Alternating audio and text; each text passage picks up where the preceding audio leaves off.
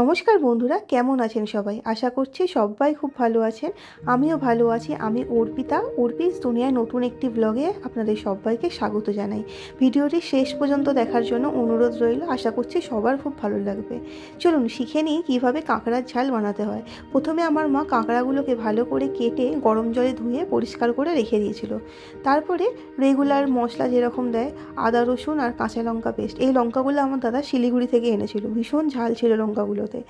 কাঁচা লঙ্কার পেস্টটাকে ভালো করে বানিয়ে নিয়ে এখানে পেঁয়াজ কেটে নিয়েছিলাম, টমেটো আর কাঁচা লঙ্কা চিড়ে রেখে দিয়েছিলাম। পেঁয়াজ এখানে আমি দুখানার মতো দিয়েছিলাম। এখানে অল্প মশলা দিতে হয়। তারপরে আপনারা পরিমাণ মতো আলুটা কেটে নেবেন, যেরকম আলু খেতে চাইবেন। এই যে দেখুন, কাঁকড়াটা আমার মা কি সুন্দর পরিষ্কার করে ধুয়ে রেখে দিয়েছিল। অবশ্যই গরম জলে কিন্তু ধুবেন, কারণ সমুদ্রের জিনিস তো গরম জলে ধুয়ে নেওয়াটা পরিষ্কার, নোংরাগুলো বেরিয়ে যাবে। তারপরে কড়াইতে সর্ষের তেল গরম করে নিলাম। অবশ্যই সর্ষের তেলে রান্না করবেন, কারণ রান্নার স্বাদটা খুব ভালো আসবে কাঁকড়াটা। সর্ষের তেলটা ভালো করে গরম হয়ে যাওয়ার পরে আমি ওই তেলের মধ্যে দিয়ে দিলাম আলুগুলোকে ভালো করে ভেজে নেওয়ার পরে আলুগুলোকে ভেজে নিলাম। এই সময় আলুর মধ্যে আপনারা চাইলে একটু নুন আর হলুদটাও দিয়ে দেবেন। আমি দিইনি, কারণ কাঁকড়াতে অনেকটাই মা ধোয়ার পরে নুন দিয়ে দিয়েছিল। সেই জন্য মা বললে একটু অল্প নুন দেবে, সেই জন্য দিইনি আলুতে। আপনারা চাইলে দিয়ে দিতে পারেন। আলুটা ভেজে তুলে রাখলাম। এবার ওই তেলেই কাঁকড়াগুলোকে ভালো করে লালভাবে ভেজে নিতে হবে। এই যে দেখুন, চিংড়ি মাছটা দিয়ে দিয়েছিলাম।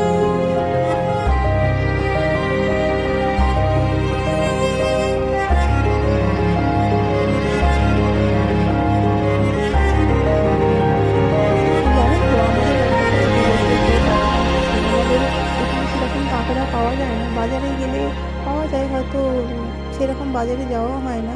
তো এই গুনে গুনে হয়তো একটা দুটোর বেশি পাবেন না। খুব কম লোকই নিয়ে আসে, একজন দুজনের বেশি নিয়ে আসে না কেউ। এই যে দেখুন, এইভাবে লালভাবে ভেজে নিতে হবে। আর কাঁকড়া ভাজার সময় সুন্দর একটা গন্ধ বেরোয়, আমার তো ভীষণ ভালো লাগে। তাই সেদিনকে বাবা যখন নিয়ে এসেছিলো টাটকা কাঁকড়া, তো বাবা দেখা মাত্রই নিয়ে নিয়েছিল। তারপরে ওই তেলেই আমি একটু ফোড়ন দিয়ে দিলাম, জিরে আর শুকনো লঙ্কা। এখানে কাঁচা লঙ্কা চাইলেও দিতে পারেন, তো আমি শুকনো লঙ্কাটাই দিলাম। ফোড়নটা দেওয়ার পরে ভালো করে পেঁয়াজটা দিয়ে ভেজে নিতে হবে।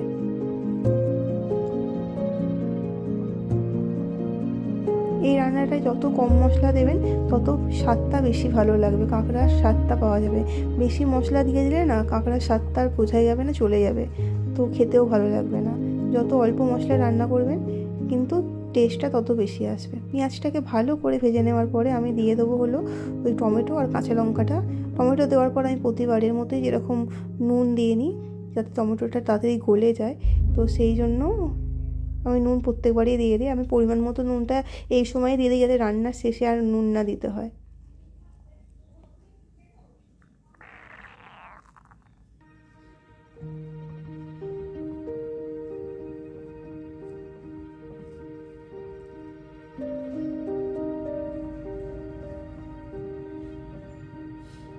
এই যে দেখুন, টমেটোটা কিন্তু আমার গলে গেছে প্রায়। এই সময় আমি আদা রসুন আর কাঁচা লঙ্কার যে পেস্টটা বানিয়েছিলাম সেইটা দিয়ে দিলাম। এবার আপনাকে ভালো করে কষানোর পালা। আপনি যত কষাবেন রান্নাটা তত বেশি স্বাদ হবে। আর এই কাঁচা লঙ্কাটা আমার দাদা শিলিগুড়ি পুজোর সময় এসেছিলো, আর তো শিলিগুড়ি থেকে কাঁচা লঙ্কাটা নিয়ে এসেছিলো। দাদার অফিসের কোনো কলিগের বাড়িতে কাঁচা লঙ্কাটা ছিল, তো হয়েছিল, সেখান থেকেই দাদাকে দিয়েছিল যে বাড়িতে নিয়ে যাবো তোমরা। আর ভীষণ ঝাল ছিল জানেন যে লঙ্কাগুলো। আর অনেক লঙ্কা আমি শুকাতে দিয়েছি রোদে, এই বীজ বানাবো বলে। তো চারা গাছ যখন করবো আপনাদের সাথে দেখাবো যে কীরকম গাছটা হলো আর কতই বা লঙ্কা হলো। এরপরে গুঁড়ো মশলা দিয়ে দিলাম, ধনে, জিরে, লঙ্কার গুঁড়ো, হলুদ গুঁড়ো, একটু কাশ্মীরি লঙ্কার গুঁড়ো। ভালো করে আমি কষানোর সময় একটু অল্প জল দিয়ে দিলাম, যাতে মশলাটা পুড়ে না যায় আর ভালো করে কষানো হয়। এবার অপেক্ষা মশলা থেকে তেল ছাড়া।